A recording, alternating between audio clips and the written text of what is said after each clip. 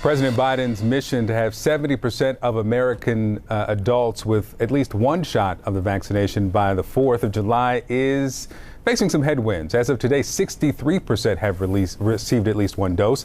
And if we stay on the current trajectory, the U.S. will fall about 6 million people short of that goal.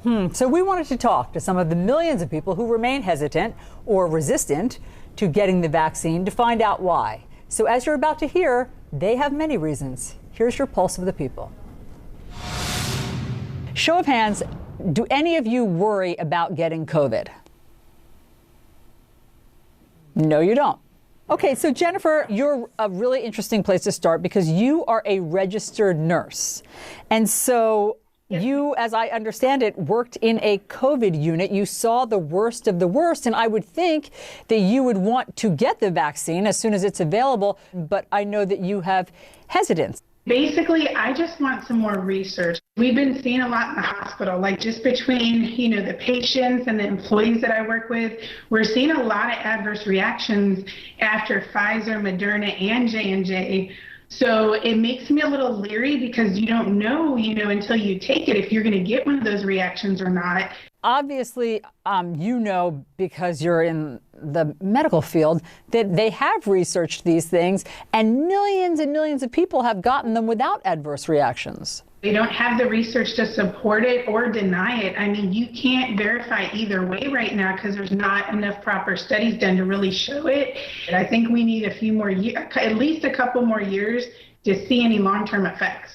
Diana, I want to move on to you, and you have an autoimmune disease. So tell me where your hesitancy lies now.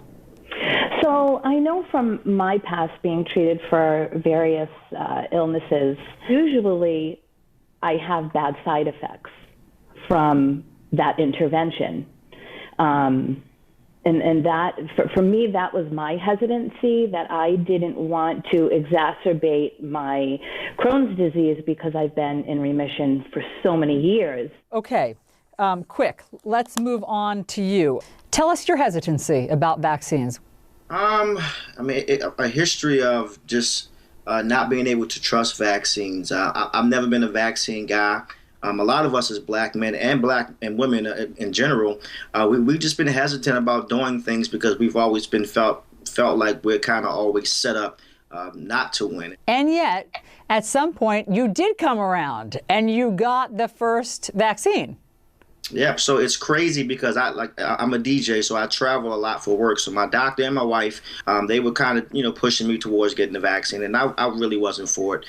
The crazy part, so I eventually I gave in and I got the first vaccine. 2 weeks after getting the vaccine, I contracted it, which really turned me off about getting the second one. And so I really didn't have any real symptoms. I had a fever. I didn't lose any sense of taste or smell or anything like that. Okay, but the fact that you didn't have more severe symptoms, maybe you can thank the vaccine that you got. You sound like my doctor. He said the exact same thing. And like I said to him, maybe, but maybe not. Like, we don't know. And I think that the part that's frustrating, and someone else mentioned it, we just don't have enough data. Right now, we're all still guinea pigs. So did you get your second shot? No, I have not gotten my second shot. And I honestly, if your next question, am I planning on getting a second shot?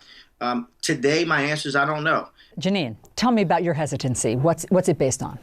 I had COVID in February, so I have natural immunity. There's no reason for me to get the vaccine. There's no reason for me to take the vaccine doses from vulnerable people in this country or in other countries who need it more than I do. You just don't know how long your natural immunity will last. We don't know how long the immunity from the vaccine lasts. This is taken on a religious mentality, in my opinion, on the progressive liberal side of the spectrum. Has this experience with COVID changed your politics? Yes, it's changed my politics. Now I'll vote for anybody who cares about civil liberties and who doesn't allow the trampling of our rights that we've seen over the past year. Jennifer, I see you applauding, so tell me your thoughts. I'm loving hearing her talk right now. Everything she says, I basically agree with. I was really applauding the young lady who said something about just taking away our First Amendment rights. Not only am I a DJ, I am a club owner. So what this did to businesses, A lot of businesses will never recover. I know the government tried to do certain PPP, but all the big major billion-dollar and Fortune 500 companies, they got all the big grants. And for a lot of our small businesses, especially black-owned businesses, we were left with crumbs, and you get what you can get, and now you got to pay it back. I mean, it just all of this has become so unfair and so political, and I think that's why there's this distrust, because we see that people are doing things now not for health reasons but for business reasons. And last, Jennifer, your boss says that everybody needs to get the vaccine by June 7th or lose their job. Are you willing to lose your job as a result of not getting it? Absolutely. I've actually had multiple companies reach out to want to hire me now because they respect the fact of what an advocate I'm being.